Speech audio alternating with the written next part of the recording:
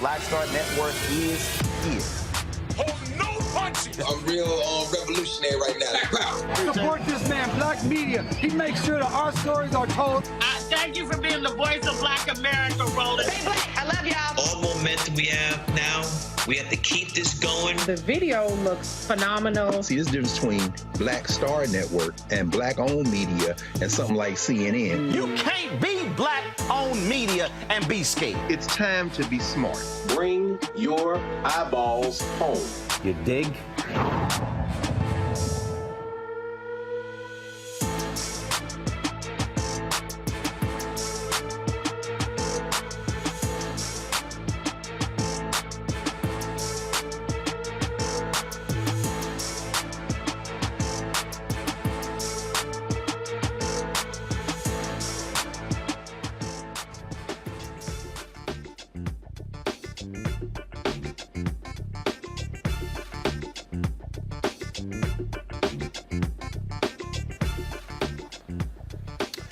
Hey folks, today is Friday, February 17, 2023, coming up on Roland Martin Unfiltered, streaming live on the Black Star Network from Salt Lake City. I am here for NBA All-Star Weekend. We'll be talking about the 5 former Memphis police officers who have been indicted on murder charges of killing Tyre Nichols.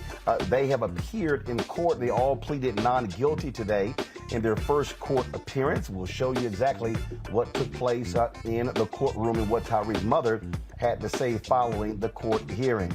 Texas Republicans, I've been warning y'all this. Republicans are doing this. They now want to take all ballot drop boxes. That's right. Take from state campuses. They don't want, listen to me again, they don't want any polling on college campuses in Texas. We'll talk to a member of the Texas Black Caucus about that. Also, the FBI, they are opening an investigation into the deaths of 2 black men in Harris County Jail. We'll also talk with the Texas State Representative to explain this as well. So a lot of drama happening there in Texas. And of course, Republicans are saying nothing. A white South Carolina teacher is accused of assaulting a black student from moving during the Pledge of Allegiance. We'll talk to the students' parents and their attorney about this strange story and how they are trying to hold the school accountable. Also, COVID-19 has impacted African Americans and Hispanics more than anybody else when it comes to long COVID. We'll talk to a cardiologist about the new findings showing the racial disparities in COVID. Folks, it's that and lots more to cover. It is time to bring the funk. I'm Roland Martin Unfiltered, the Black Star Network. Let's go. He's got it. Whatever the miss, he's on it. Whatever it is, he's got the scoop, the fact, the find. And when it breaks, he's right on time and it's rolling. Best believe he's knowing. Putting it down from sports to news to politics. With entertainment just for kicks, he's rolling.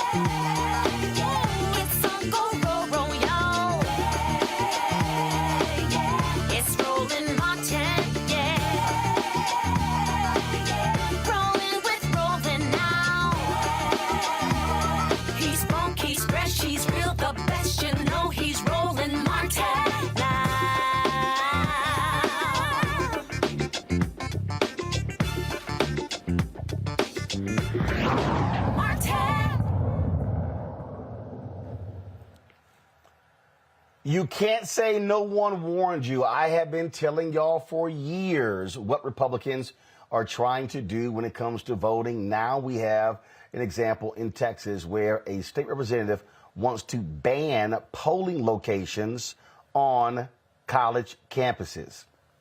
Yeah, that would include flagship universities like Texas A&M, the University of Texas. Yeah, seriously, y'all.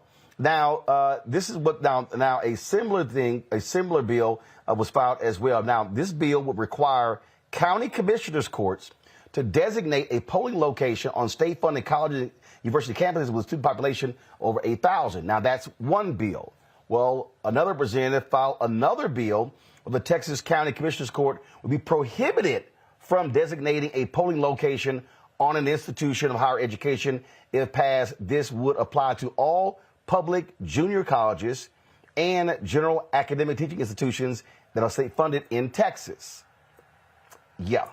Now, both bills have not been selected by consideration from the committee, but it's real clear what the impact will be. Joining us right now is Texas State Representative Ron Reynolds. Glad to have you here, Representative Reynolds. I mean, this is what I have been warning people for years. They are targeting white voters. Now, yes, they're also targeting black and Hispanic voters as well. But we saw this happen in Bryan, Texas, where Texas A&M, let's be real clear, is a conservative university.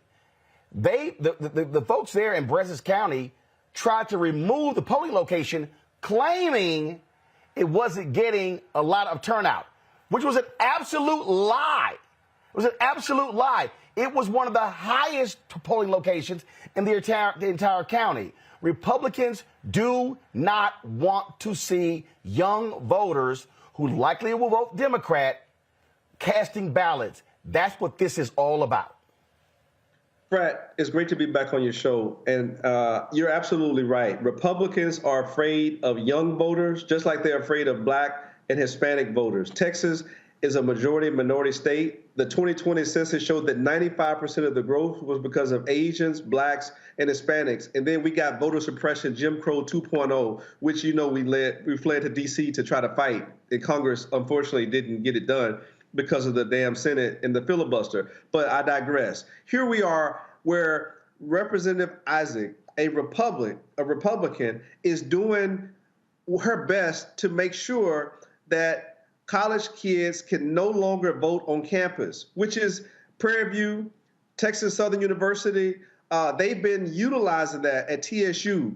And UT, Austin, is a big polling site for young people. Representative Hinojosa, the first bill that you read was a bill to increase polling locations on college campuses. And Representative Isaac's bill is just that. It's anti-democratic. It's another form of voter suppression, and this is the Republican playbook in 2023. If we can't beat them by ideas, we will beat them by making it more difficult for them to vote.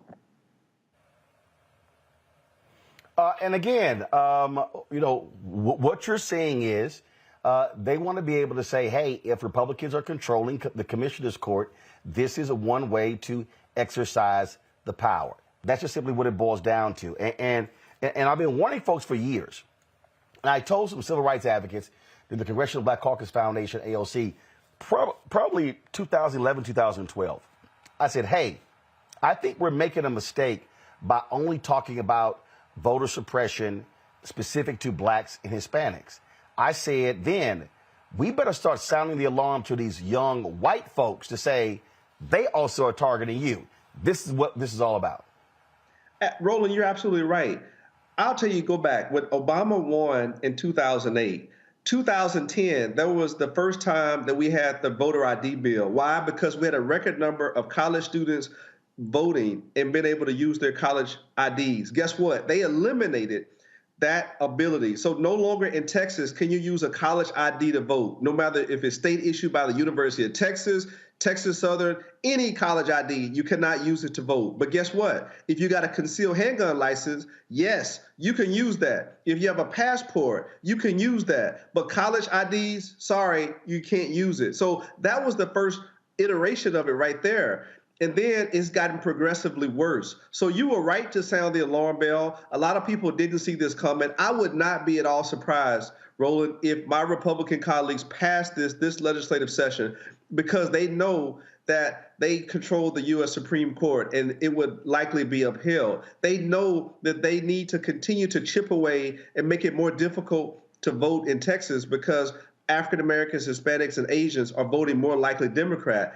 And instead of trying to appeal to them with new ideas, they're doing their level best to make it more difficult to vote. So this is the latest effort of voter suppression. Instead of making it easier to vote, like online voter registration, online voting, and things like that, they're making it more difficult to vote. Easier to purchase guns, harder to vote. Indeed. State Representative Ron Reynolds, I surely appreciate it. Thanks a lot. Thanks, Brad. All right, folks, got to pay some bills. I'll be right back. Roland Martin Unfiltered right here on the Black Star Network.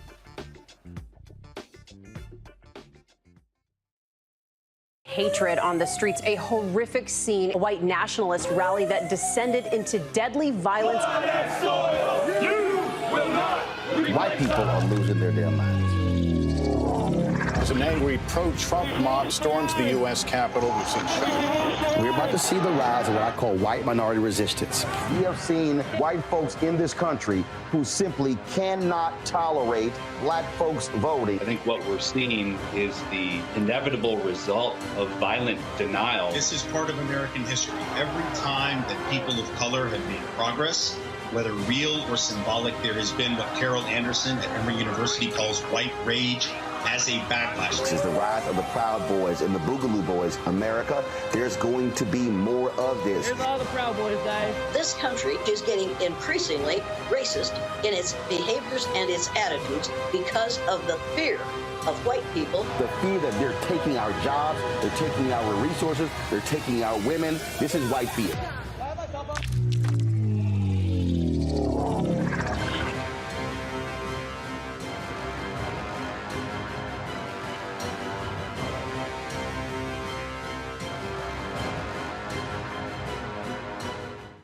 Pull up a chair, take your seat. The Black Tape with me, Dr. Greg Carr, here on the Black Star Network. Every week, we'll take a deeper dive into the world we're living in. Join the conversation only on the Black Star Network.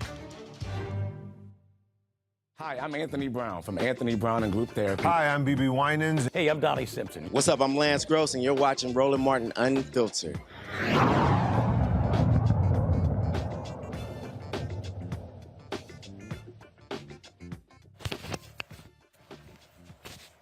All right, folks, let's talk about what they're doing there in Texas with my Friday panel. We have Michael Imhotep, host of the African History Network show, Matt Manning, civil rights attorney there in Texas, and also Joe Richardson, civil rights attorney as well.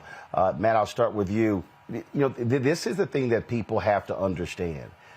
They can't just go, you know what, they really not going to do this whole deal. Yeah, it could actually pass. Because, again, what Republicans are trying to do is they are trying to lay the groundwork to steal elections. They saw what happened with the Roe v. Wade decision. They saw young voters turn the GOP away in 2022. If it was not for young voters, you would not have had Democrats being able to withstand what should have been a red wave. This is a direct assault on voters between 18 and 25 years old. And folks that better understand, you're going to see this happen all across the country because what they want to do is they want to make it harder. And so if you make it harder for young folks to vote, they're thinking they're not going to travel a far distance away. I remember I think it was in 2012, I believe, that a county clerk in Wisconsin admitted to moving an early voting location off of a college campus to a location far out that had bad parking. And so because she said all them young kids, they were voting Democrat. This is what they do. This is about rigging and stealing elections for Republicans. It absolutely is. And what I think is especially important in terms of context in this situation is Kerry Isaac is the representative for Hays County, which is just south of Austin, right where I grew up. Hayes County is the county where Texas State University is. So there may be an even deeper political thing here because Texas State University in San Marcos, the city it's in, has exploded in the last 10 or 15 years.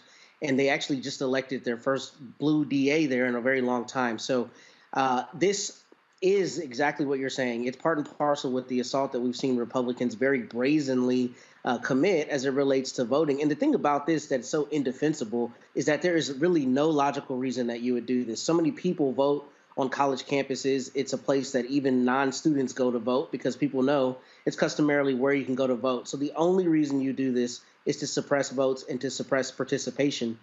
And even if the Republicans don't think this will actually pass, this is to signal, hey, we're going to keep pushing the bounds out further and make it exceedingly clear that we're playing for keeps and we want to rig the rest of, the generations going forward as it relates to the courts, as it relates to everything, and all of that happens via the ballot box. Joe, again, I think what people have to stop underestimating how evil works. This is about power. And they know if we can knock off 3, 4, 5, 6, 7, 8,000, 10,000 votes, hey, that's the margin for victory. Let me remind people, Biden-Harris wins Georgia by 12,000 votes. They barely won Arizona by a similar margin. It ain't that hard to do this.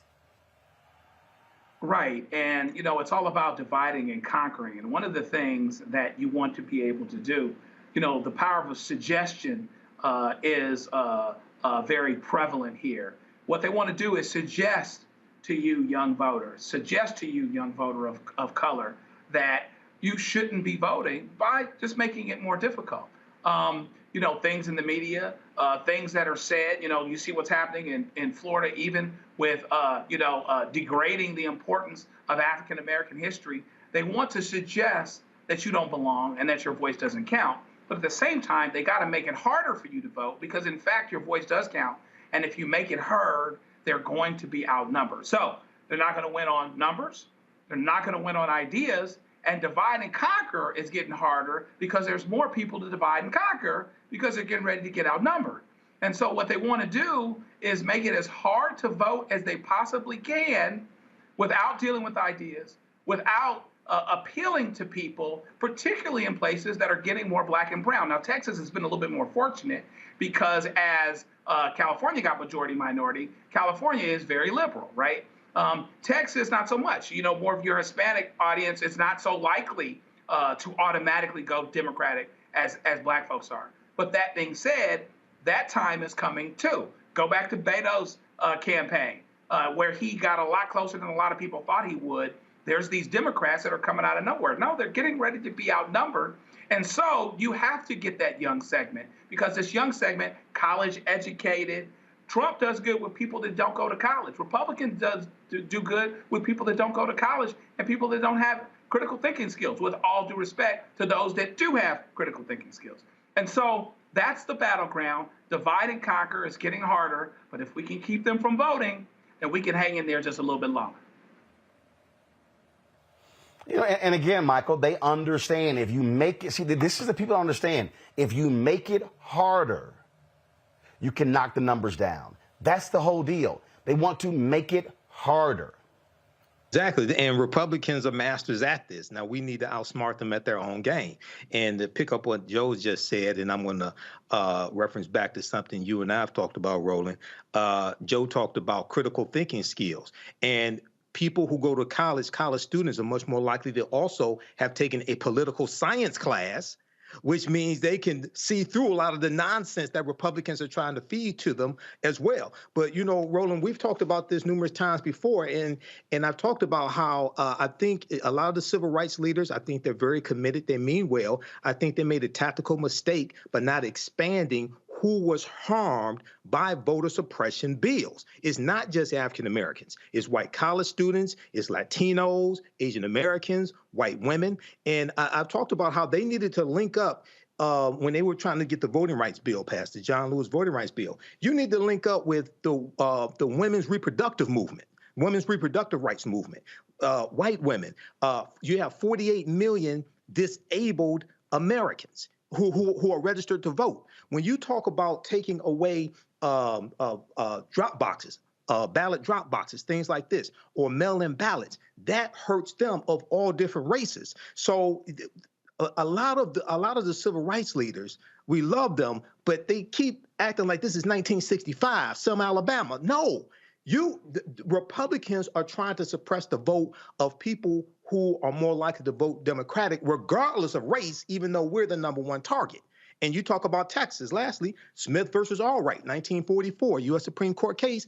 You study the history of Texas. Texas had all-white Democratic primaries where African Americans were not even allowed to vote in those primaries. So you study the history of Texas, you understand the voter suppression laws. We can see this coming. So this is another reason why elections have consequences, and we have to vote strategically and vote these people out of power. You know, and Matt, again, what people have to understand, it's just like with textbooks. California, Texas, Florida, so goes those states, so goes the nation. And so we saw what happened with Georgia in the last cycle. People are going to be looking at Texas, and then other legislators are going to be saying, let's look at the numbers. Do the exact same thing in our state. I need people watching to listen to me very clearly. Ron DeSantis doesn't give a damn if black people are angry with AP classes in Florida. He's not talking to us. This is about electoral map. This is about trying to appeal to ratchet up white voters, get your voters up, shrink your people voting against you to win. That is what the strategy is, Matt. That's the exact strategy. And in addition to that, what's happening with Ron DeSantis, and particularly here with Greg Abbott, is they're trying to do that against each other to try to, get their level up for when they run for president, because we know Greg Abbott is likely going to run. So you're exactly right. And they're not speaking to us, and they don't care. And we're going to continue to see attacks on more and more things that they've identified as being woke, or being identified with the black community, or being identified as something that they think middle-aged white people who they're trying to speak to are offended by. And they're going to continue trying to attack those things to not only further marginalize us, but to further build that galvanized base for when they decide to run for president. So I think with Greg Abbott, kind of indicating, we all know that he wants to run for president. Ron DeSantis, it's just going to get worse, and it's going to continue to run up to the election. We're going to see them trying to out-crazy each other, frankly, to prove that they're the more conservative person. Indeed. All right, folks, hold tight 1 second. I got to go to a break, folks. Don't forget to support us by downloading the Black Start Network app, Apple phone, Android phone, Apple TV, Android TV, Roku, Amazon Fire TV, Xbox One, Samsung Smart TV. Watch us on Amazon News. If you got the Amazon Fire TV, go to Amazon News. Our 24/7 streaming channel is right there along with everybody else. So you can catch us right there every day, 24 hours a day on Amazon News. We'll be right back.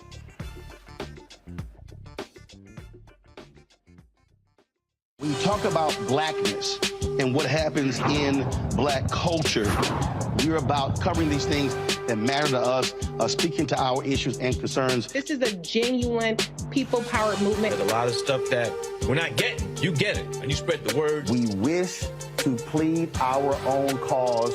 Too long have others spoken for us. We cannot tell our own story if we can't pay for it. This is about covering us. Invest in black-owned media. Your dollars matter. We don't have to keep asking them to cover our stuff. So please support us in what we do, folks. We want to hit 2,000 people, $50 this month, raise $100,000. We're behind $100,000, so we want to hit that. Y'all money makes this possible. Check some money orders. Go to P.O. Box 57196, Washington, D.C. 20037-0196. The Cash App is $RM Unfiltered. PayPal is R Martin Unfiltered. Venmo is RM Unfiltered. Zelle is Roland at RolandSMartin.com. On a next, A Balanced Life with me, Dr. Jackie, a relationship that we have to have. We're often afraid of it and don't like to talk about it. That's right, we're talking about our relationship with money. And here's the thing, Our relationship with money oftentimes determines whether we have it or not. The truth is you cannot change what you will not acknowledge. Balancing your relationship with your pocketbook. That's next on A Balanced Life with me, Dr. Jackie, here at Black Star Network. Hey, I'm Donnie Simpson. Hi, I'm Eric Nolan. I'm Shantae Moore. Hi, my name is LaToya Luckett, and you're watching Roland Martin Unfiltered.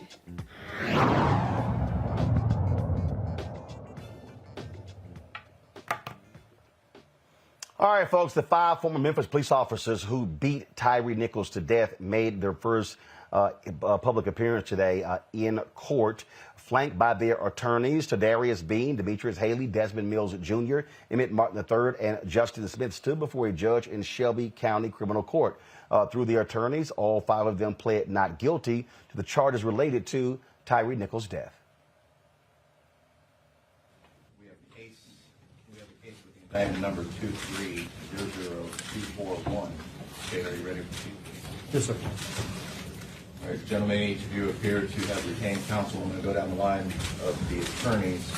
Mr. Massey, are you prepared to arraign the client? I am, Your Honor. I'm ready for an arraignment. I already have the indictment or plea of not guilty. And I ask for a report. And just for the purpose of the record, your client's name. It's Emmett Martin. I see Mr. Stengel. Good morning, Your Honor. Demetrius Haley is my client. He's present in the courtroom. Wait formal reading of the indictment. Enter a not guilty plea. And that's for a second. Perry. Good morning, Your Honor. John Perry on behalf of Mr. Tadarius Bean. At this time, we waive the formal reading of the indictment off to the court. A plea of not guilty. Mr. Summers, I see you back there. Yes, Your Honor. On behalf of my client, Justin Smith, Charles Summers, we waive formal reading of the indictment and plead not guilty on behalf of Mr. Smith. Morning, Judge. On behalf of Mr. Mills, we waive formal reading of the indictment and a not guilty plea. Gentlemen, each of your attorneys have entered pleas of not guilty on your behalf. Understand that despite everyone's best effort, this case may take some time. Your attorneys are going to be receiving the discovery. Depending on how voluminous the discovery is, it may take some time for the state to collect it all, turn it over to your attorneys. For your attorneys to review that discovery, to prepare their motions and prepare their case. So be patient.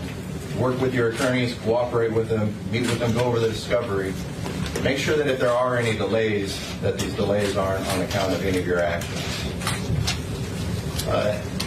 To those also in attendance, as I've explained to the defendants, this case can take some time. So we do ask for your patience, your continued patience, your continued civility in this case. We understand that there may be some high emotions in this case, but we ask that you continue to be patient with us. Everyone involved wants this case to be concluded as quickly as possible, but it's important for you all to understand that the state of Tennessee, as well as each one of these defendants, have an absolute right to a fair trial, and I will not allow any behavior that could jeopardize that right. So with that being said, we thank you all for being present. State, understanding that there may be some discovery that needs to be collected, we are going to continue this case out a little bit further to make sure the discovery is concluded. We're going to reset this matter until May 1st, 9 a.m. State, is there anything else? Your Honor, the only other thing on behalf of the state is I have a protective order as to each of the defendants to allow certain digital discovery video evidence to be provided. Any objection by any of the counsel? No objection, Your Honor. No objection, Your Honor. Thank you, Your Honor.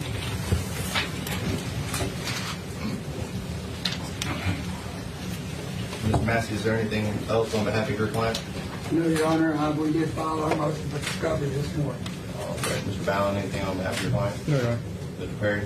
No, Your Honor, but we did file a motion for guilt particulars pursuant to Rule 7C, Tennessee Rules of Criminal Procedure. Mr. Stengel, anything on Nothing further this morning, Your Honor. Thank you. Mr. Summers? Nothing further on behalf of Mr. Smith. All right, gentlemen, we'll see you back here May 1st on that day. And we will now excuse the defendants and their defense counsel. We're asking everyone else in the courtroom to remain in the courtroom and remain seated until you're excused. And with regard to everybody else, I would let the court know that the family is here. $400. Thank you. You all are excused. Thank you. Now, the former officers face multiple felonies, including second-degree murder, aggravated assault, aggravated kidnapping, official misconduct, and official oppression. Tyre's mother, Ron Wells, sat in the courtroom as the attorneys for each defendant spoke. Afterwards, she said they're nothing but cowards. I want each and every one of those police officers to be able to look me in the face. They haven't done that yet. They couldn't even do that today. They didn't even have the courage to look at me in my face after what they did to my son. So they're going to see me at every court date, everyone. Exactly. And until we get justice for my son. Now, the 5 former officers are all out on bond. They'll appear next in court on May 1st. Joe, the thing here, I saw a lot of people on social media going, where are the white cops? Where are the others? First of all, remember, these 2 have been charged with a different crime. Other folks have been fired. So people need to understand. Again, that's why you saw these 5 appearing in court today. They were hit immediately with the second-degree murder charges. Yes, they were. And so they're all going to kind of run together as it pertains to their hearings with the things that they were charged from, because these are the 5 that were there, pulled him out of the car, chased him down, did what they did, treated him worse than they treat a dog. These were the 5 that did that. As it turns out, the investigations were ongoing, and so therefore other people were let go later, et cetera, and they run on a little bit of a different train. So, we just have to buckle up. This is all going to take some time. Before long, they will start to argue a bit against each other. Already, Mr. Dean's attorney's like, well, my guy just did his job. He didn't hit anybody. Desmond Mills' attorney says, remember that, I'm representing a black man, in the criminal justice system. So, he's going to play that victim thing. But they weren't thinking about any of that when what happened. So it's going to be a long road. Our hearts, of course, go out to this family. But everybody's watching on this one. And when everybody is watching, it makes it a little less likely that there would be fumbles as it pertains to the process, so that once you get to a result, it's a result, even if you're not crazy about it, you can live with. They have charged them the right way. They charged them second degree. They absolutely should have charged them in second degree. They probably would not have gotten first degree. They should have done it the way that they've done it. And so we'll see. They're out on the street, but it's going to take some time for this to work all this way through. The thing here, Matt, again, and I get people and their emotions, and they want to see everyone held accountable, but there are different stages here. These 5 have the most serious charges. There are other individuals who have been fired. And so, again, the district attorney has a different decision there as it relates to the role that they actually played in this. People also have to understand the district attorney may be looking at giving folks immunity to possibly testify against the other 5 as well. Perhaps, but Roland, actually in this instance, I don't think immunity would make any sense because everything's caught on video. So you don't need to leverage anyone against someone else here, right? Because you have the actual offense on video. As it relates to Joe's comment, I actually disagree. I think this is a first-degree murder situation every day of the week. I think it would be very difficult to argue that they were not intentionally, at least in Texas, where I practice, that they were intentionally trying to cause harm to Tyre Nichols. I think they could at least have charged that and gotten a lesser included offense. I think there are a couple other things that are pretty important about this, though. This really brings up a question about a few things. First, the ability to get a fair trial in the age of everything being publicized. I mean, I'm a lawyer. I'm sitting here talking about this instance. I'm also a criminal defense lawyer. And these days, it's difficult to get a fair trial. So this is interesting because I'm wondering when the lawyers are going to start playing that card in terms of getting a fair trial. And I think that's why you heard the judge say that. I also think what's interesting about this situation is that I think if the jury in Tennessee is able to do punishment, that's going to be a really important barometer for civil rights cases like this going forward. And this is obviously a criminal case, but cases like this going forward, because this carries a range of punishment of 15 to 60 years. I think 50 to 60 years is plausible under these facts and under the heinousness of it. But I think that's really going to be important to show the community and the country at large what jurors are thinking that a case like this is worth. So I don't think you're wrong in terms of people, feeling like the district attorney is maybe moving too slowly on the other cases. But as you heard the judge say, there's going to be so much evidence in this case that I think it's smart for him to set it out a couple months and let them really work through it methodically, so that when the appeals process inevitably comes and these guys are convicted, there's not any question as to whether they got a fair trial and due process. What often happens in these cases, Michael, are folks who don't really have an understanding of how the law works and unclear. I remember when I was in Texas and people were yelling for first-degree murder charges for the officer who killed Botham Jean.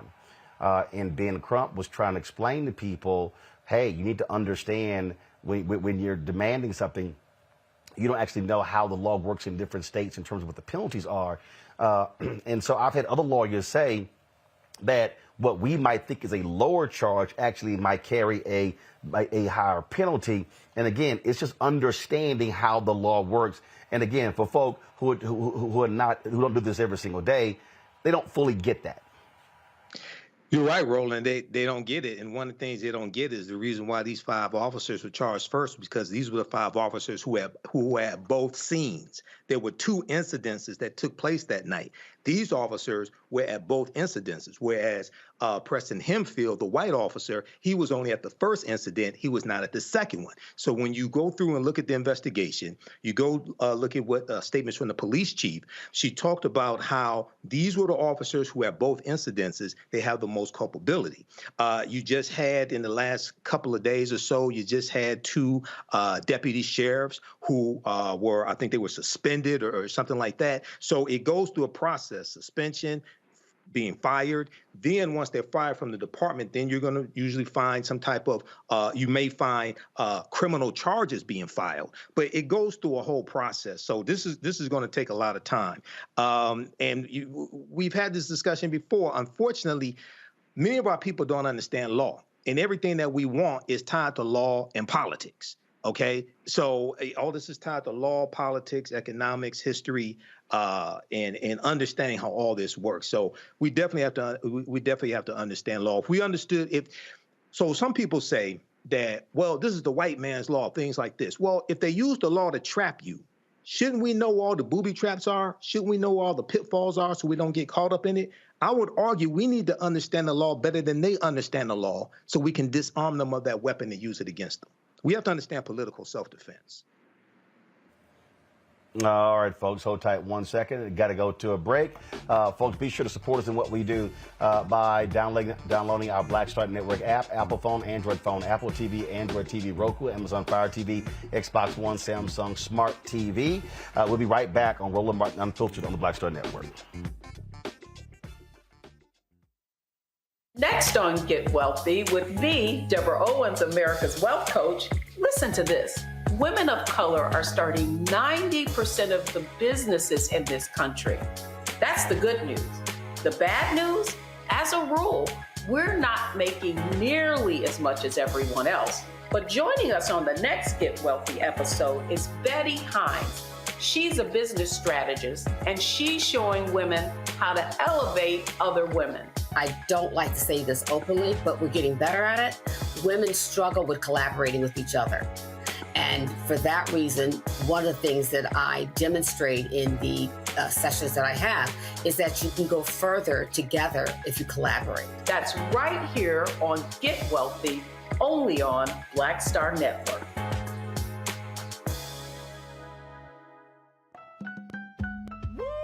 We're all impacted by the culture, whether we know it or not. From politics to music and entertainment, it's a huge part of our lives, and we're going to talk about it every day right here on The Culture with me, Faraji Muhammad, only on the Black Star Network. I'm Deborah Owens, America's Wealth Coach, and my new show, Get Wealthy, focuses on the things that your financial advisor and bank isn't telling you what you absolutely need to know. So watch Get Wealthy on the Black Star Network.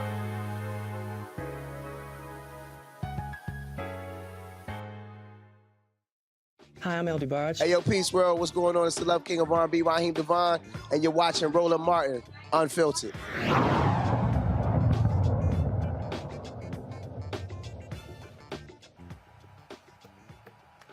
All righty, folks, let's go to South Carolina, where a South Carolina freshman says that a teacher attacked her in the hallway because she was walking during the Pledge of Allegiance. Now, the teacher is still working.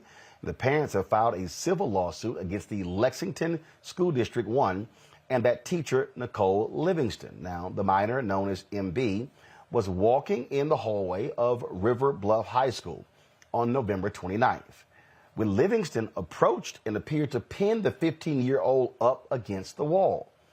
According to MB's parents, Livingston has yet to be reprimanded. Now get this, there are two videos of the same incident telling different stories. Joining me now is Fennell Harrington and Chevelle Barnwell, the parents of the student, and their attorney, Tyler Bailey. I am, okay, so let's just start here. Let's start here. And either one of you can let me know this here. Is this a daily thing where the students in all of the school must recite the Pledge of Allegiance? So, Roland, here in South Carolina, every morning schools announce the Pledge of Allegiance. Please stand for the Pledge of Allegiance. But the law does allow for students to not participate in the Pledge of Allegiance in a non-disruptive manner. So on this day, what you see, the Barnwell's daughter's walking, and there's a teacher saying, stop, stop. She's minding her business, walking through school like she does every day. So every day in South Carolina, it's in our Constitution that they do announce the Pledge of Allegiance, but students have a right to participate or refuse to participate in a non-disruptive manner. Now, again, according to this story, Fennell and Chevelle, MB was walking down the hallway. So when this happens, so what happens? Did your child leave the classroom? So exactly what happened there? Because if you're in the classroom, how is she then walking down the hallway? So explain to me that circumstance. She's walking to her class at this time. So if you look at the video, you see other students walking, right? And she's walking to her class. So she's not the only person who's walking here, but for some reason the teacher zero-ins on her when she's walking. Obviously, you see their daughter, we're all African-Americans here. She's a young black freshman student. The teacher, Ms. Livingston, is a white teacher, and she sees their child walking in the hallway along with other students, but she only stops our client here, puts her hands on her, demands that she stop, and she was minding her own business as she had a right to. She had a right to continue walking. She did not have to stop for the Pledge of Allegiance if she didn't want to. So the video that we're seeing right now, Chevelle, Fennell, so the Pledge of Allegiance is happening. So all of these students are walking? Yes, it's early in the morning when school starts, and once school starts, they start with the morning announcements, and that is when they do the announcements and they do a moment of silence along with the Pledge of Allegiance. And at that time, that is when my daughter was walking down the hall going to class, and for some reason, I'm not sure why, this teacher decided to target my daughter. She was the only African-American child walking in that area. You can see other students are walking as well. She didn't make an effort to say, stop everyone. It seems like she just targeted my child only. And as you can see, she attacked my daughter, pushing her up against the wall. And in the video, you may not can hear the audio now, but my daughter was telling her, please don't put your hands on me. And she continued to attack my daughter. And unfortunately, to this day, this teacher is still employed with this school district. I am not pleased with the police department in this area. Based off of this video, they indicate they did not see an assault or an attack occur. Unless you're turning a blind eye, there's no way you can say that this is not an assault. So at this point, we're very pleased with what is going on with this situation. I'm just confused here. Why in the hell is she putting her hands on a student? Yeah, we couldn't believe it. And then on top of that, they didn't even call me to tell me what happened. I got a call from my daughter, basically in tears, telling me that she's been attacked by a teacher. So I immediately came up there to see what was going on. And the only thing they told us was that at this point it would be under investigation. However, a week later, I found out that this teacher was still at school working. Yeah, there's really no reason for a teacher to put their hands on a student for exercising their First Amendment right. And on top of that, if this was a student who did, hold on one second. Have y'all filed assault charges against the teacher? Yes, I went to the police department as well as let the school officials know that I wanted charges pressed and I wanted her prosecuted to the fullest extent of the law. And I was advised by the police department that based off of their investigation, an assault did not occur. So to me, it seems that they did not properly investigate. I let the police department know there were witnesses as well, along with the video, and they still refuse to press charges at this point. Wow. Tyler, you finish a comment there. Go ahead. Yeah, I would say if you take this same incident, you have two students, right? If you have a student put their hands on another student, they would immediately put the student in the principal's office, call that student's parents. They probably would call law enforcement, and they may even arrest the child for putting their hands on another student and assaulting them in that manner. Now, in this situation with a teacher, unfortunately, they act like nothing happened. This was handled poorly, I believe, from the jump. Once it started, they even called the Barnwells. They didn't take it seriously. They don't believe an assault occurred. The police department declined to press charges as of today. And this lawsuit is really the only way for the Barnwells to receive some sort of justice and accountability. And thankful for your platform for giving this case, their daughter, and the parents a platform to tell their story. And hopefully some more justice and accountability will come out of this. But they're not stopping, as you see. They try to do everything. They talk to the school board, they talk to the principals, they talk to law enforcement before they even took the steps to file this lawsuit. But unfortunately, the school district and those involved did not take this seriously, and now they've had to take this in their own hands. And I would also like to add to Mr. Tyler Bailey that when we went to the school, the principal said that he didn't condone the teacher the way that she handled it.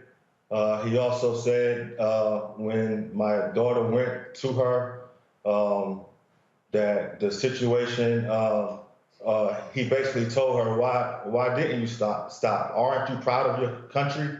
You know, and at that point, I feel like, you know, a call to me and my wife should have been done at that time. You know, we shouldn't have to hear from my daughter calling, letting us know what had just occurred, the attack that occurred on her that day. I feel like the school has done nothing to help with the situation. We've reached out to them, to the Lexington County School District. We couldn't talk to no one there. And basically, at this point, there's no resolve. They don't want to speak to anyone about the assault. And it's basically, they're basically standing on the attack on my daughter, saying, you know, that they didn't see an assault when you can clearly see that an assault took place. If you watch the video, you can see and you can hear the distress in her voice. Get your hands off of me. Get your hands off of me. And the teacher continued to hold on to her, and she didn't let her go. Like when she asked for her to get her hands off of her, she continued to hold on to her aggressively, pushing her to the wall And then she also snatched her school ID from off of her and told her that we're going to the office. I feel like, at this point, some accountability need to be held. The teacher need to be held accountable. And as my wife stated, we will hope that the school will do the right thing. And at this point, nothing has been done.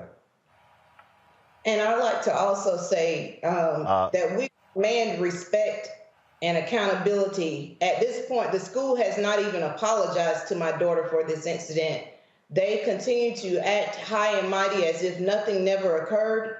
And at this point, justice needs to be served by the school district as well as the police department. I'm not sure why or what we need to do to get charges pressed, and I'm not sure why this teacher would still be employed at this point. That certainly makes absolutely no sense to me.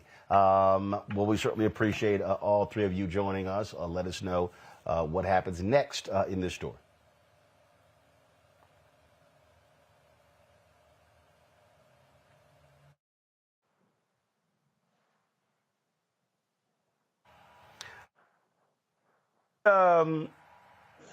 It's crazy to me how these folks respond,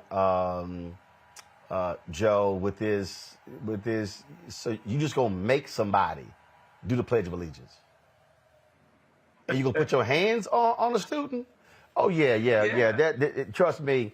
That would be. I remember I had a middle school teacher, Miss Hart, accused me of using drugs because my eyes were red, and she had to security search me.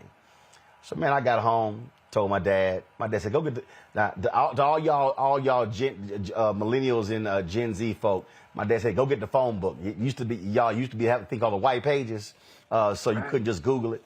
And so I went and got the white pages, brought it back. He called the school. He called for the principal, Mr. Broussard, and said point blank, he said, "None of my kids have ever used drugs.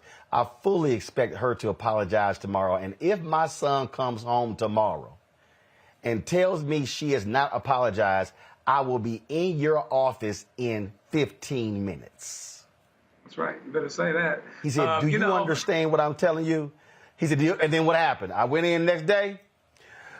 Ms. Hart was apologizing. It's interesting the ways in which privilege shows up. There's a whole lot of people walking down the hall, apparently, during the Pledge of Allegiance, particularly if the Pledge of Allegiance is at the beginning of the day.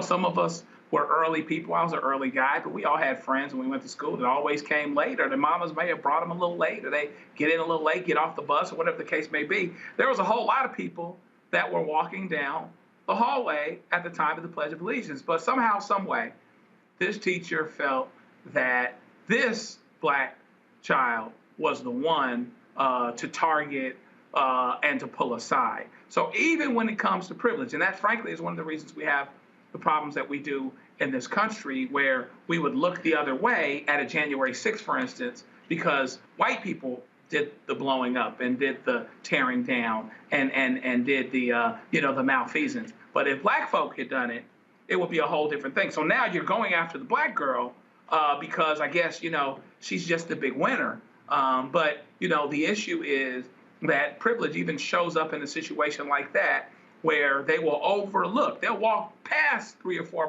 white people to get at the black person to stop her from doing something that apparently she had every right to do. She had every right to walk down the hallway. She was not being disruptive per their own rules. She was probably just on her way to class. And we don't hear anything from the parents saying, well, she was protesting and, whatever else. And so that's what she does. And then she takes a knee and, free Colin Kaepernick. It wasn't necessarily anything like that. She was just walking down the hall like a lot of the white kids were.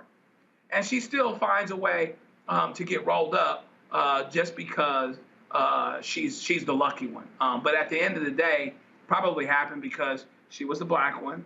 And hopefully, these guys stay the course so that they get the justice that they need. And then even at that, now they're asking her questions out of the presence of her parents. Aren't you proud of your country? And all of these other things. I bet you if you ask the same people, they had an opinion about Kaepernick, they tell you one thing for sure, and go consistent with that. To me, it's crazy. All right, got to go to a break. We'll be right back. Roland Martin Unfiltered on the Black Star Network. Black Star Network is here. Oh, no punch! I'm real revolutionary right now. Thank you for being the voice of Black America. All momentum we have now, we have to keep this going. The video looks phenomenal. See, there's a difference between Black Star Network and Black-owned media and something like CNN. You can't be Black-owned media and be scared. It's time to be smart. Bring your eyeballs home. You dig? Hi, I'm Dr. Jackie Hood Martin, and I have a question for you. Ever feel as if your life is teetering and the weight and pressure of the world is consistently on your shoulders? Well, let me tell you, living a balanced life isn't easy. Join me each Tuesday on Black Star Network for A Balanced Life with Dr. Jackie. We'll laugh together, cry together, pull ourselves together, and cheer each other on. So join me for new shows each Tuesday on Black Star Network, A Balanced Life with Dr. Jackie.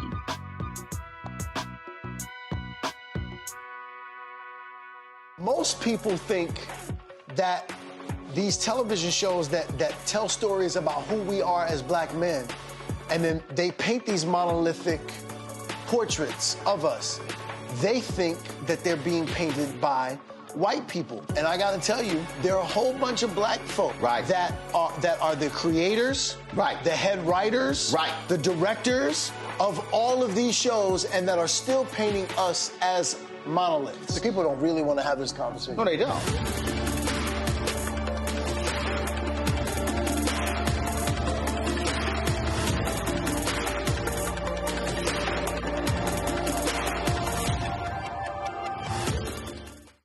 Hi, everybody. This is Jonathan Nelson. Hi, this is Cheryl Lee Ralph, and you are watching Roland Martin, Unfiltered.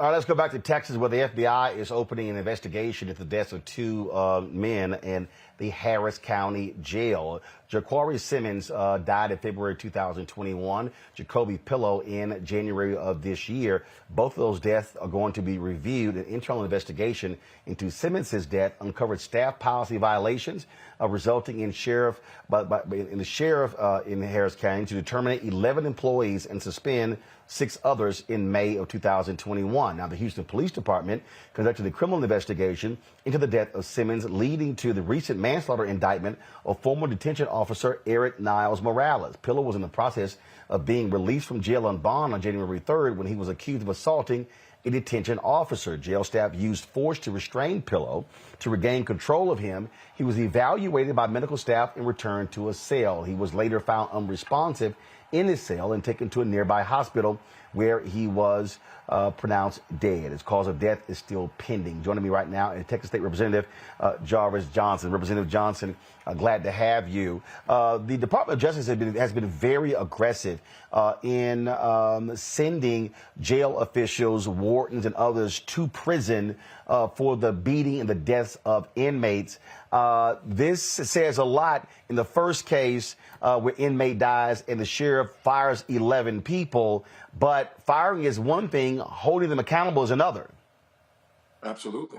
And when you start to see this happening more and more often, then you'll start to see that these officers have more restraint. They'll have more conscious about what's happening. I think what we have in this country is a systemic image problem when it comes to certain individuals. When you have people that are in prison and you have law enforcement that simply want to take the law into their own hands to be the judge, jury, and executioner all at the same time by simply assuming that everybody is guilty simply because they're sitting in jail and then treating them inhumanely. And so as a member of appropriations, as we deal with the money and as vice chair of Homeland Security, one of the things that I'm going to be looking at this year is looking at law enforcement and looking at some of the consequences that go along with them. I support law enforcement 100%, as all of us do, but we have to send a clear and strong message to those that want to take the law into their own hands and treat people as they see fit, as opposed to what the law says. And so we're going to move forward, and we're going to move quickly to make sure that we send, on my behalf, and certainly I can't speak for the rest of the caucus and the rest of the committees, but I certainly will be fighting to make sure that we're holding accountable officers to make sure that, and again, and when these type of things happen, what happens after that serves into a lawsuit that then taxpayers have to pay. That then, so instead of taxpayers having to pay that, law enforcement needs to pay that. That in itself is going to start being a deterrent to some of these officers because they're going to start understanding their pension is going to be in jeopardy. And so these are the things that I think are going to be important and to make sure that we hold people accountable. When you talk about, again, holding accountable, I remember, again, growing up in Houston, and the name Justice William Wayne Justice is just seared into my head. It was a federal judge who oversaw the Texas criminal justice system for a very long time because of widespread abuses in the prison system in that particular state. And so it's not like Texas has not had these issues before when it comes to conditions. That was state prisons. But here we're talking about what's happening there in the county. And this is where the county commissioners need to be making demands as well, because guess what? It's going to be taxpayers of Harris County who will have to be paying settlements if there are civil lawsuits. Absolutely. And that's why we have to make sure, when you look at, Roland, when you look at what we're dealing with, these are still law enforcement officers. In this country, we have a real issue with law enforcement. Not all, some. We're dealing with trainings and we're dealing with imagery.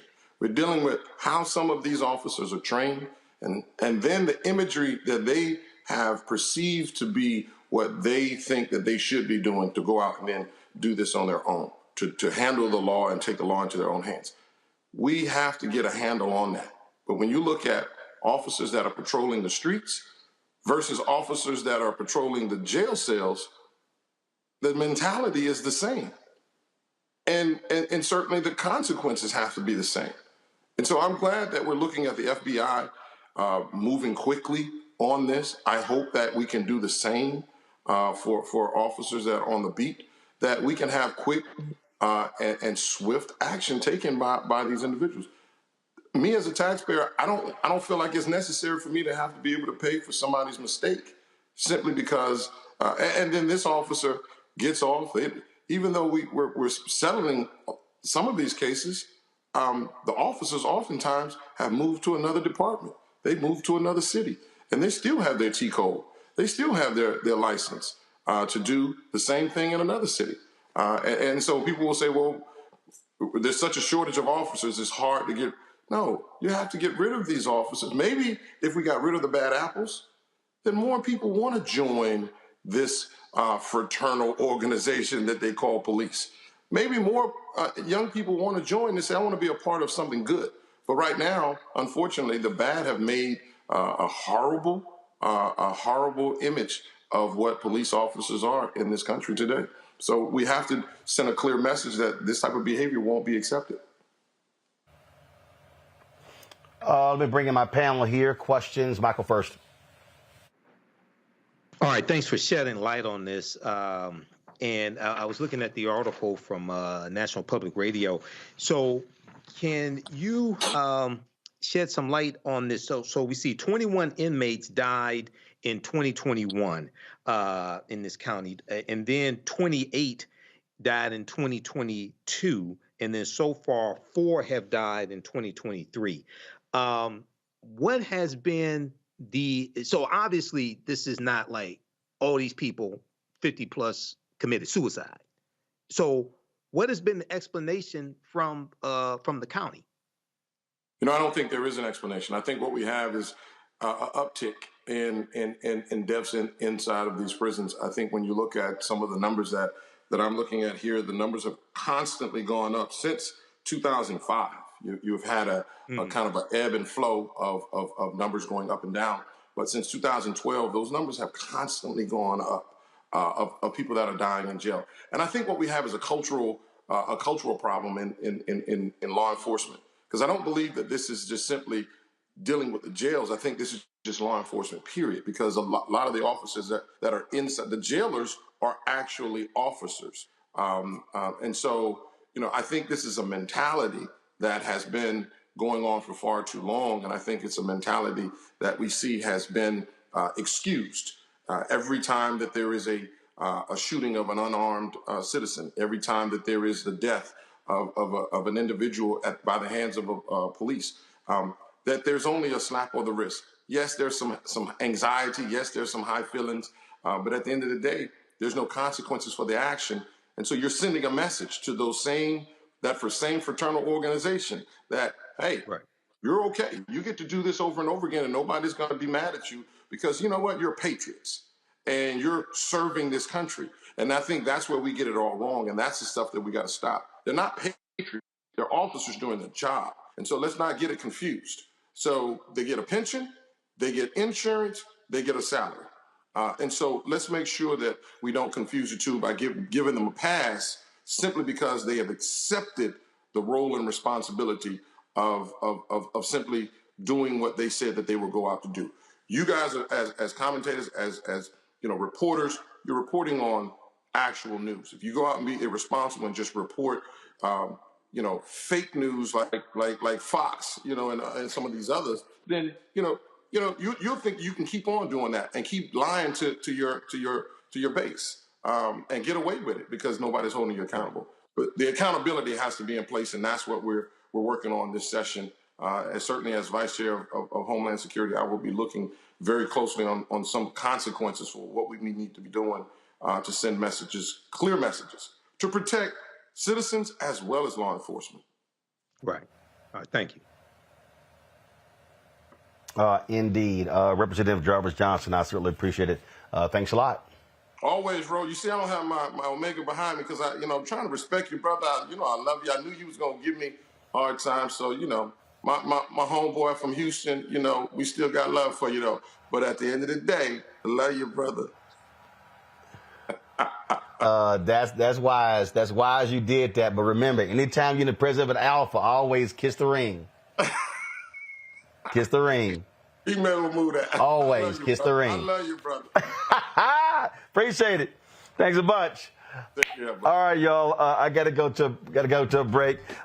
We come back more on Roland Martin Unfiltered. Don't forget, support us in what we do, folks. Your dollars make it possible for us to be able to travel this country, covering the stories. I'm going to be in Los Angeles on Monday. We're shooting new episodes of Rolling with Roland. We also be there for the NAACP Image Awards.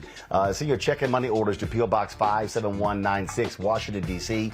20037-0196. Cash App is $RM Unfiltered. PayPal is R Martin Unfiltered. Venmo is RM Unfiltered. Zelle is Roland at RolandSMartin.com. Roland at RolandMartinUnfiltered.com. Be sure to get a copy of my book, White Fear, How the Browning of America is Making White Folks Lose Their Minds. The book is available at bookstores everywhere, including Ben Bella Books, Amazon, Barnes & Noble, IndieBound, Bookshop, Chapters, Books A Million, Target. You can also download a copy on Audible. And don't forget, folks, download our app, Apple phone, Android phone, Apple TV, Android TV, Roku, Amazon Fire TV, Xbox One, Samsung Smart TV. I'll be right back. Pull up a chair, take your seat. The Black Tape with me, Dr. Greg Carr, here on the Black Star Network. Every week, we'll take a deeper dive into the world we're living in. Join the conversation only on the Black Star Network. Hatred on the streets, a horrific scene, a white nationalist rally that descended into deadly violence. White people are losing their damn minds. As an angry pro-Trump mob storms the U.S. Capitol, we've seen We're about to see the rise of what I call white minority resistance. We have seen white folks in this country who simply cannot tolerate black folks voting. I think what we're seeing is the inevitable result of violent denial. This is part of American history. Every time that people of color have made progress, whether real or symbolic, there has been what Carol Anderson at Emory University calls white rage as a backlash. This is the rise of the Proud Boys and the Boogaloo Boys. America, there's going to be more of this. Here's all the Proud Boys, guys. This country is getting increasingly racist in its behaviors and its attitudes because of the fear of white people. The fear that they're taking our jobs, they're taking our resources, they're taking our women. This is white fear.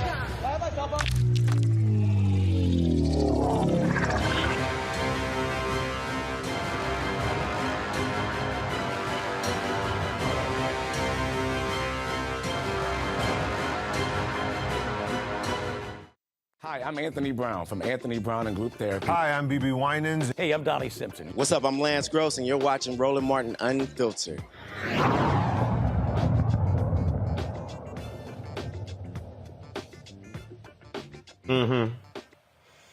New research from the National Institutes of Health shows Black and Hispanics are being impacted at a higher rate for long COVID. The study looked at the health records of 62,339 people who received a positive COVID-19 test between March 2020 and October 2021. The evidence shows that of those who suffered severe COVID and require hospitalization, disproportionately impacted Blacks and Hispanics. Now, months after their initial infection, those same Blacks and Hispanic adults with severe COVID were more likely to be diagnosed with diabetes and develop long-haul symptoms such as headaches, chest pain, anemia, and joint pain. Black adults are more likely to have blood clots as well as malnourishment. Hispanics more likely to experience dementia. Joining us right now from Atlanta, Dr. Jane Morgan, cardiologist and executive director of the Piedmont Healthcare Corporation COVID Task Force. Doc, glad to have you here. And of course, here's the thing here that what COVID showed. COVID, first of all, exposed for a hell of a lot of people who were not paying any attention whatsoever about how disproportionate our healthcare system is. Now we're seeing every day how COVID is impacting people much differently, which also, I dare say, goes back to all of those other factors that determine how white folks were having a different level of health care in this country compared to Blacks and Hispanics. So what's really interesting, too, about these studies is that they are self-reported. And when we look at studies where there's an actual diagnosis of long COVID, we see the majority of those diagnoses have been made in white women, and generally white women who are in a higher socioeconomic status. So these are self-reported episodes of long COVID. And the reason that is concerning is that we see shades of racism in the types of impairments that we see in Blacks versus whites. So in Blacks, chest pain and joint pain and diabetes, but whites have more subtle cognitive impairment and fatigue. That requires some judgment and also some conversation. And it also can also be an implicit suggestion that the cognition of a Black person may not be high enough to determine that it is lowered. For instance, that's exactly what we saw in the NFL with their concussion protocols, right? So their level of intelligence was deemed to be slightly lower, so they were not able to qualify for disability for concussions when white players were. And so some of this is concerning. We will certainly have to tweeze this out. We saw obviously lots and lots of Black people being infected with COVID. And when we see long COVID, we certainly see long COVID impact, but a lot of that is self-reported. Does that mean because there are different demographics who are not having access to health care, or who have access but are not being heard, or who are working in jobs where they cannot leave and get the health care that they need, even though they have access? So all of this is going to have to be teased out. Indeed. And I think look, people also have to understand this, and this is where I think many of these nutcases on the right don't really understand what's going on. Folks like you are learning new stuff every single day. I mean, COVID is uncovering all sorts of things. Something somebody may have thought 6 months ago, it then changes. And so this notion that, you said this 6 months ago, yeah, stuff changed. So there's an evolving that's going on here, which is why the research matters. And it's not just clear cut up. Hey, a year ago you said this, and it's the same today. You know, research really does matter. And we see with COVID, again, sort of an underdiagnosis of these long COVID symptoms in Black patients. And we know that some of these medical algorithms and devices that are used to help assess a person's medical status have some racial bias in them. So for instance, the pulse oximeters, a little clip that we put on the end of your finger to measure the amount of oxygen you have, to determine if your oxygen level is low, if you are suffering from COVID or any other number of diseases where you might have a low oxygen level. That works by light passing through the skin. The more pigmentation or the more melanin you have, the less accurate is that device. And so you can have a low oxygen level in an emergency room and be feeling poorly, but actually that device read as being normal. And then you are triaged to a lower level of care and concern. We are not concerned about you. Your oxygen level is normal. We need to treat other patients ahead of you. Why don't you wait? And like anything, your status will continue to deteriorate. We have spirometry, where you actually blow into a tube and a machine measures your lung capacity, how much air you can expire in a certain period of time, gives you an idea of your lung function. And we know that in the software of that machine itself is a reading that calculates a Black person's lung capacity inferior to that of a white person's at about 15 to 20%.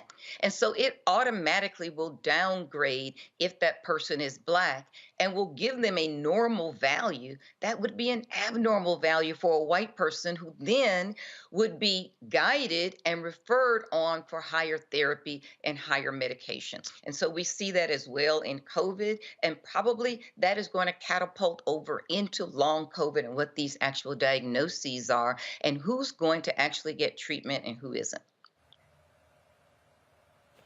Questions from the panel. Matt, you're first. The question I had, Dr. Morgan, was just how do you think we increase access as it relates to Black people and getting diagnosed for post-COVID? Because when I read this, that's what jumped out to me most, especially with you, indicating that this is primarily self-reported. So what do we get from this in terms of how we can increase access in our communities to get these diagnoses? A couple of things. We need to advocate for ourselves, but we also know, and certainly in a paper that I published 2 years ago, looking at a number of COVID patients, we certainly know that the type of insurance that you have actually matters, right? That's going to determine whether or not you have access to generics, whether or not you'll need permission to see a specialist, how many visits you'll actually get with that specialist. So insurance, unfortunately, in this country is tiered, and it does make a difference between what type of health care you receive and what type that you don't. You should try to advocate for yourselves, educate yourselves, get good information. I'm trying to give good information tonight, right, to arm yourselves. And then not necessarily challenge your physician, but bring that information forward to say, I am concerned that you are not listening to me. You don't hear what I'm saying. And I would like to try again because I'm not feeling well. Joe? Dr. Morgan, thanks so much for being here. I really appreciate what it is that you're doing. I wonder, we had the question about how we advocate for ourselves. How well do you think in the medical field itself there is a recognition that these biases take place? And I'm sure you must feel like, you're trudging in quicksand all the time and sound like a broken record in terms of the things that you're pointing out. But how well is this known and recognized as an issue by people in the field themselves, in the medical field, and how outcomes are affected by insurance, et cetera, and how perhaps these other biases come in a way where two people that look different have a different tiered diagnosis, different tiered treatment? How much recognition is there of people that are in the field that are actually making these decisions that set some people on these roads and other people on other ones? And so there are some areas that are gaining ground faster than others. One of those is kidney function. we have something called the eGFR, estimated glomerular filtration rate. It is a calculation that lets us know how well your kidneys are functioning. The higher that value, the better your kidney function. Well, in those formulas, there are generally two main formulas that we use to make those calculations, and it's done in the pathology lab. Those formulas both have a multiplication factor for African Americans. It's actually called the AA factor, African American. And so at the end of the formula, if you are Black, there is a multiplication factor that artificially increases that value, that makes your kidney function appear better than it is. We finally have gotten recognition from that from the National Kidney Foundation in 2021, in September of 2021, and they recommended that these formulas no longer contain this factor. And just this month, a year and a half later, it has been determined that Black people, by using this eGFR formula, were delayed access to kidney transplant list, because you have to have a certain degree of disease in order to qualify for these transplant lists. Well, if the formula that they're using always artificially makes you appear healthier than you are, then you're actually deteriorating, but not able to get access to that kidney transplant list. And all medical facilities have been notified that they have within 1 year to now both identify and contact Black patients who should have been on these kidney transplant lists. So really, it's no longer a matter of how long have you been waiting on this transplant list. The question is, how long have you been kept off of it? Wow. Great. Thank you, Doctor. Michael. Hey, Dr. Morgan, thanks for this valuable information. In April of 2021, CDC Director Dr. Rochelle Walensky stated that racism was a serious public health threat. Okay, and she talked about how COVID-19 disproportionately impacted communities of color. So when we look at your research here, we look at the information from the National Institute of Health. Talk about understanding racism as something that's systemic.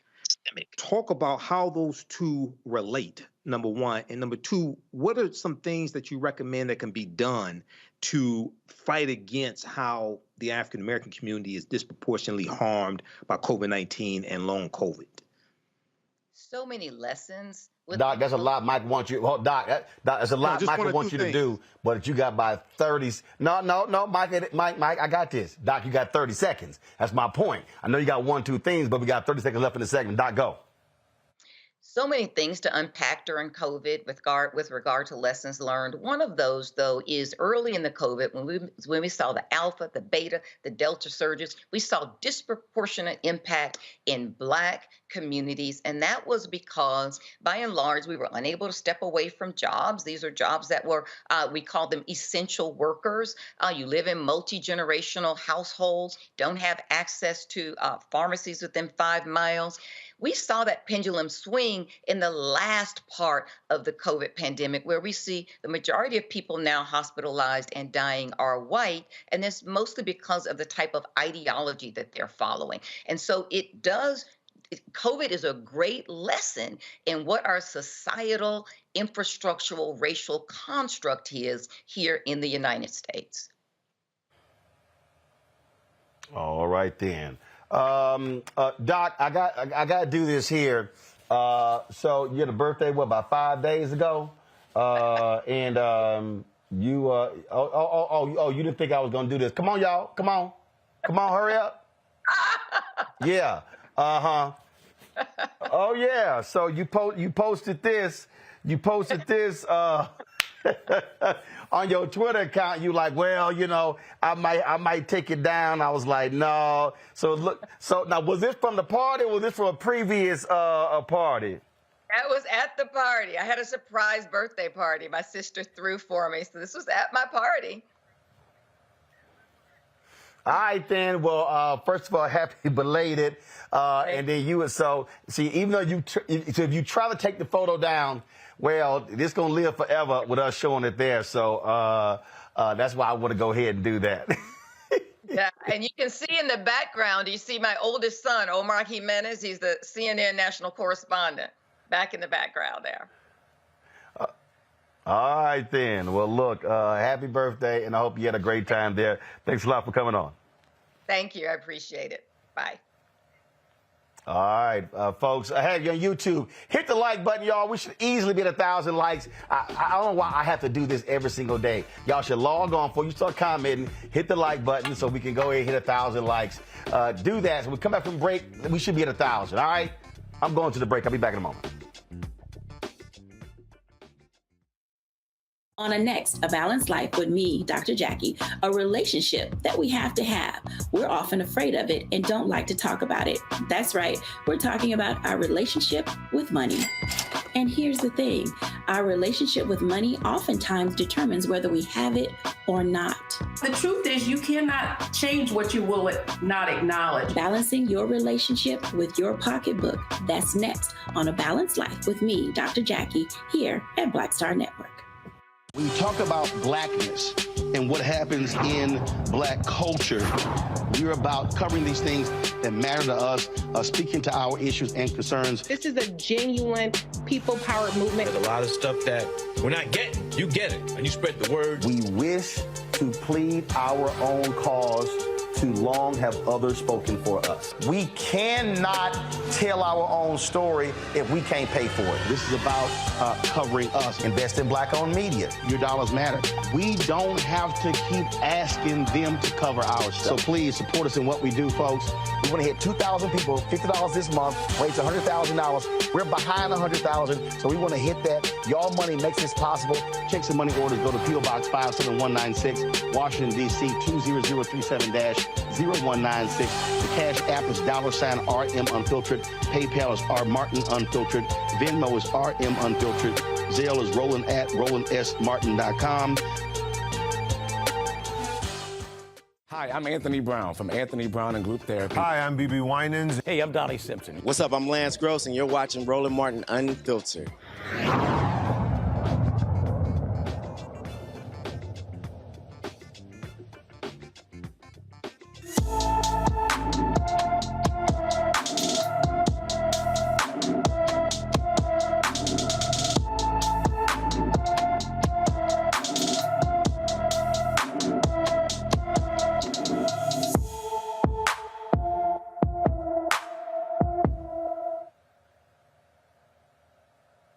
Dominic Addison has not been seen since December 27th. Last seen in Derby, Connecticut. The 17-year-old is 6 feet 4 inches tall, weighs 120 pounds, with brown hair and brown eyes. Anyone with information about Dominic Anderson should call the Derby, Connecticut Police Department at 203-735-7811, 203-735-7811. The family of an unarmed 20-year-old black man killed in his bed in Columbus, Ohio. They have filed a wrongful death lawsuit against the officer who shot him. Donovan Lewis was shot and killed by Officer Ricky Anderson on August 30th. When officers arrived to serve a warrant at 2 in the morning. The family wants Anderson fired. He has been on the payroll since the fatal shooting. A 21-page complaint does not include the city of Columbus because the family believes the city needs to be sued in federal court. The white man in Kansas City, Missouri, suspected of kidnapping black women has been indicted. Timothy Hazlitt Jr. has been indicted on several charges related to the kidnapping and rape of a 22-year-old black woman. In October, a woman who escaped from Hazlitt's home told police she had been held captive for about a month. She said her friends did not make it out, meaning Hazlitt killed him. Prominent black Kansas City community leaders voiced their concern about several missing black women, but they say police ignored their pleas. The investigation continues into the allegations other women were involved. This story out of Missouri, folks, is just unbelievable. A Missouri judge has overturned the conviction of a black man who spent nearly 28 years behind bars for a murder he has always denied committing. Tuesday, Lamar Johnson walked out of a St. Louis courtroom, a free man. Play the video, folks. You got to hear this. The conviction of Lamar Johnson in State v. Lamar Johnson, calls 22-941-37068, is hereby set aside.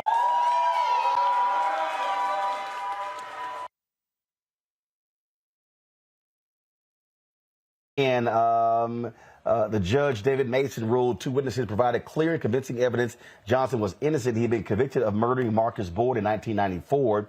Johnson claimed he was with his girlfriend miles away when Boyd was killed. Years later, the state's only witness recanted his identification of Johnson and Campbell as the shooters. Two other men have since confessed and said Johnson was not involved. Here was crazy. Lamar will not receive any compensation for being wrongfully imprisoned. His exoneration did not rely on DNA. That right there, Matt, is just stupid.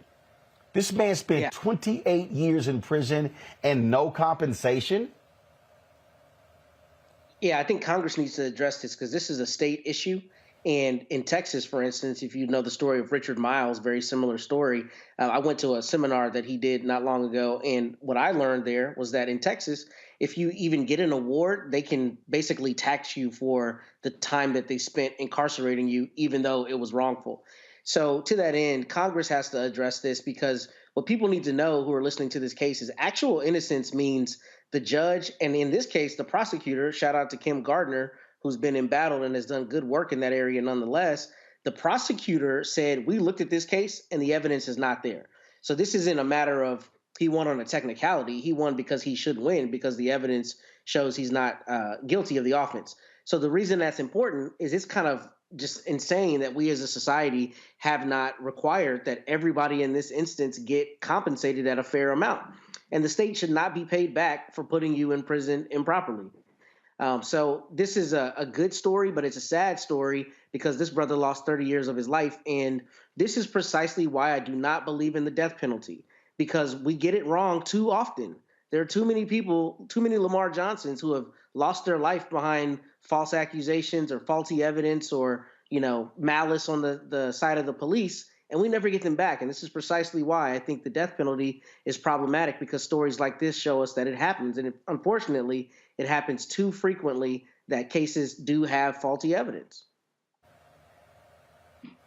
It just, to me, talk about 28 years, Joe, and these legislators kind of like, yeah, okay, no, fine, whatever. Now, okay, go start your life. I mean, I need people to understand when you're talking about almost 3 decades. It's interesting. I'm here in Salt Lake for the NBA All-Star Game. This is 2023. The last time I was in Salt Lake City was for the Olympics in 2002. That was 21 years ago. This man was in prison an additional 7 years. Yeah, he was in prison since around the Olympics in 1996. And so he's been in prison for a long time. And the most valuable commodity that there is, that we have, I think, is time.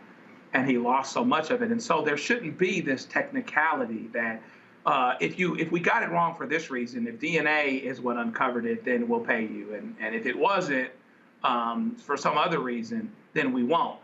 Fundamentally, this gets back to how we value people that are human beings who may be in prison. And in this case, didn't even make a mistake warranting them getting in prison.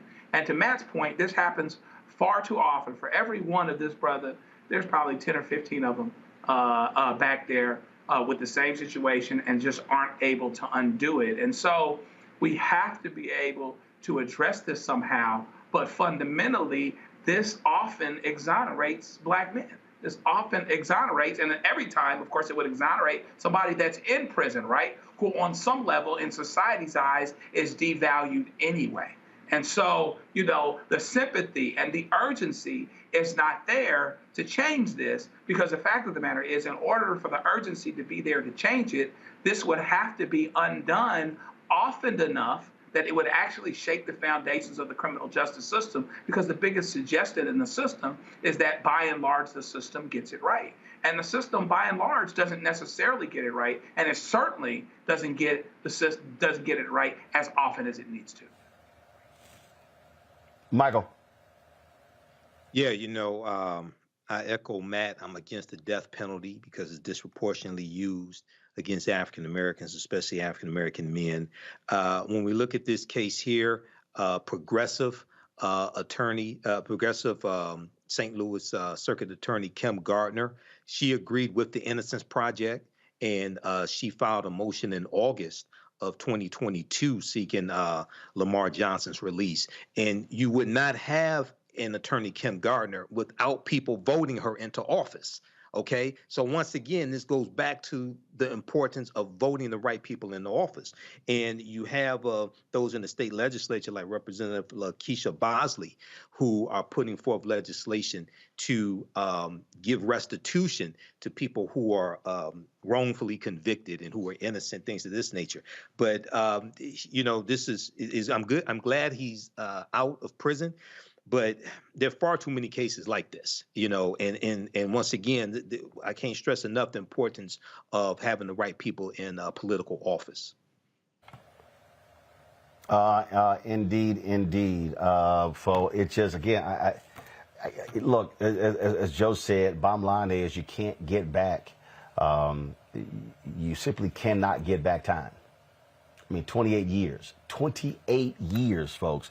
That's nearly 3 decades that this man has been in prison, and to say no restitution, nothing.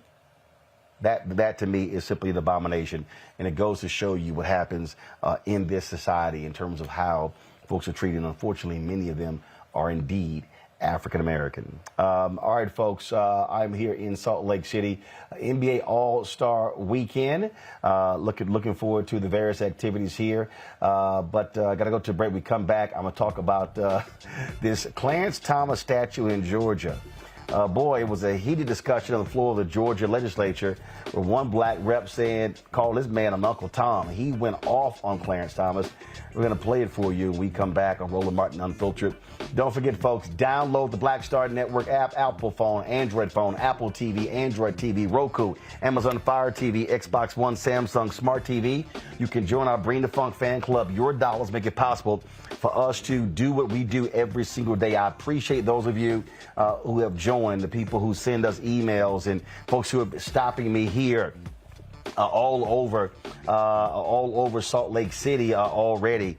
And so, people see the work that we're doing. And so it is having an impact. Checking money orders. Go to P.O. Box 57196, Washington, D.C., 20037-0196.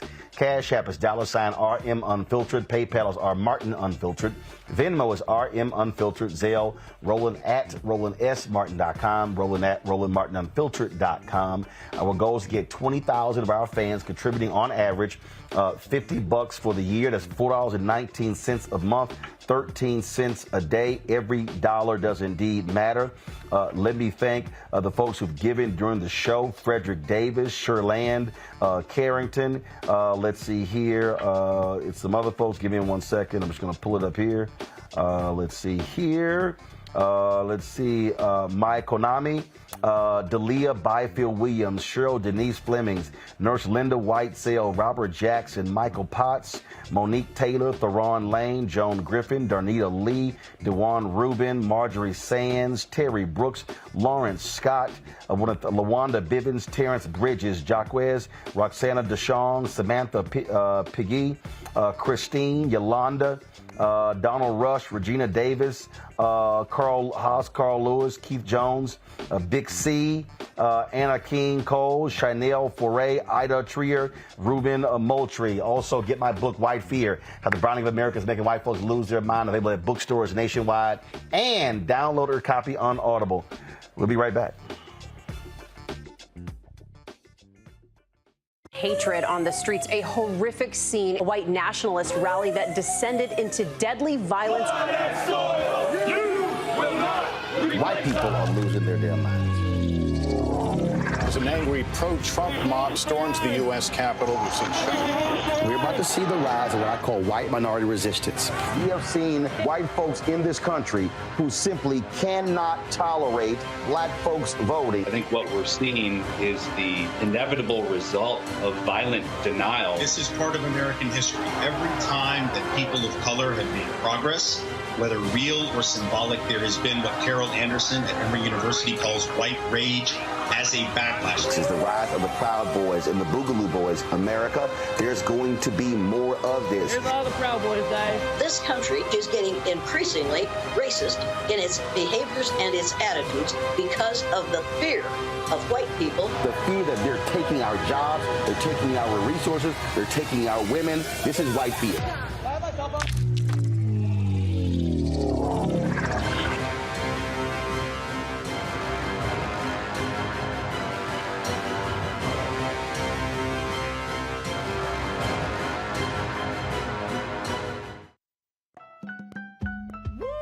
We're all impacted by the culture, whether we know it or not. From politics to music and entertainment, it's a huge part of our lives, and we're going to talk about it every day right here on The Culture with me, Faraji Muhammad, only on the Black Star Network.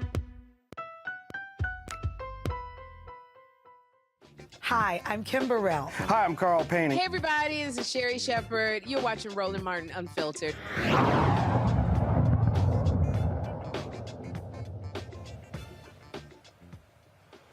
So Republican lawmakers in Georgia want to build a statue of Supreme Court Justice Clarence Thomas. Democrats are like, we'd rather keep Confederate statues up. State Senator Emanuel Jones went off on Clarence Thomas on the floor in the legislature. Listen to this.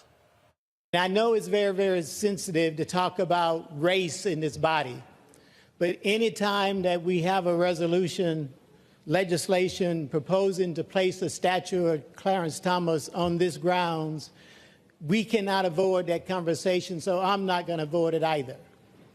In the black community, we have an expression, and I don't want to use this label too deeply here because I'm just trying to tell you what we have in the African-American community.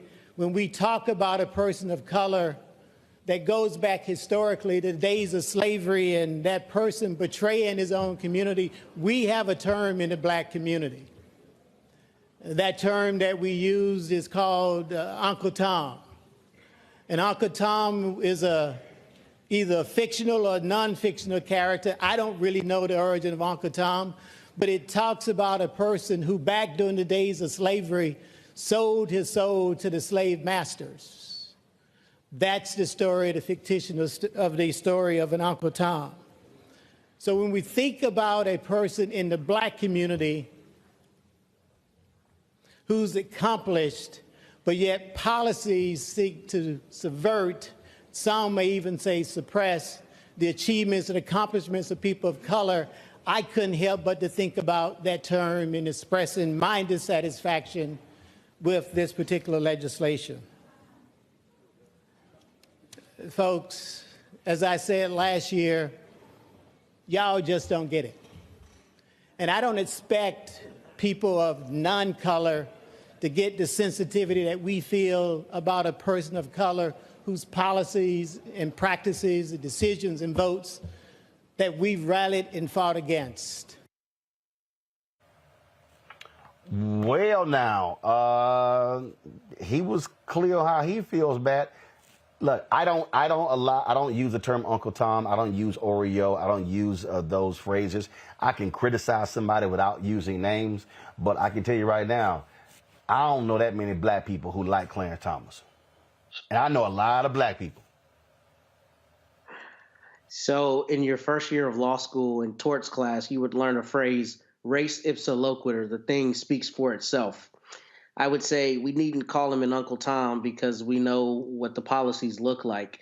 And jokes aside, with Clarence Thomas, the problem is he's so often loud and wrong, if you ask me, on his reading of the Constitution. He's what you call an originalist. He looks at the words written in the Constitution, which to determine, his decisions, which is ironic because the words written in the Constitution originally wouldn't even have him be a full person, right? So he just seems to be loud and wrong on everything. And what we extrapolate from that is this. One, I think the Republicans in Georgia are not only playing a game of politics as it relates to parties, but with race, right? We see Herschel Walker as their candidate, and it seems like some of these state legislators are trying to, prop him up to say, see, look, it's not about race. We've got this black guy that we're calling the paragon of progress. But Clarence Thomas has made some really terrible decisions, and it's a concern, particularly when we know about the nexus between his wife and the January 6th insurrectionists and the fact that there's no recusal and no ethics with the Supreme Court.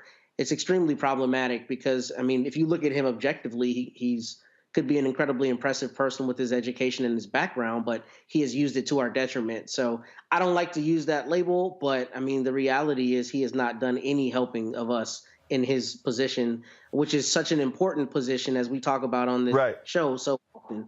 As a Supreme Court justice, they set the tenor of so much of what happens in our country, and he is so often the loudest and wrongest in the position that he takes. About 90 seconds left. Joe, you got 45 seconds to go. You know, from the very beginning when he was appointed, you know, he is the one that talks about it not being about race and those types of things, but he was ready to call it a high-tech lynching as soon as Anita Hill came around. And he's been determined to antagonize us ever since. So he shouldn't be awarded with anybody's statue for sure. But it's interesting the things that Georgia is arguing about nowadays. I thought it was interesting. You don't have to call him Uncle Tom because you know what he's doing. He's living it. And so hopefully we can talk about things that are more useful in the Georgia State Legislature in the future. Michael, 45 seconds, go.